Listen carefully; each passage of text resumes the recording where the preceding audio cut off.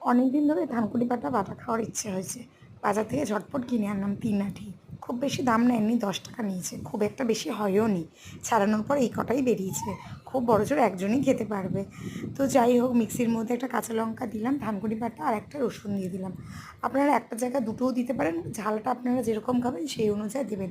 আমি খুব একটা বেশি ঝাল খাবো না বলে একটু কম করে দিয়েছি, যদি আদ্রিক খায় সেই কারণে। তো দিয়ে দেওয়ার পরে আমি বাটা হয়ে গেছে, একটু জল দিয়ে দেবেন, নাহলে বাটাটা ঠিক করে হবে না।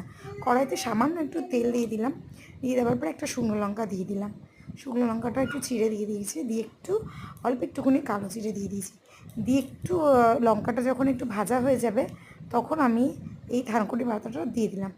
দেওয়ার পরে একটু ড্রাই যখন হয়ে যাবে, জলটা যখন শুকিয়ে যাবে, তখন কিন্তু আপনার এটা একদম তৈরি হয়ে যাবে। আপনি এর মধ্যে চাইলে একটু পেঁয়াজও দিতে পারেন। আবার এই থানকুনি পাতাটা আপনি আগে ভেজে নিয়েও মিক্সিতে পেস্ট করতে পারেন, সেটা আপনার ইচ্ছা। দেখুন এইটুকুনি হয়ে গেছে। আমার চ্যানেলটাকে সাবস্ক্রাইব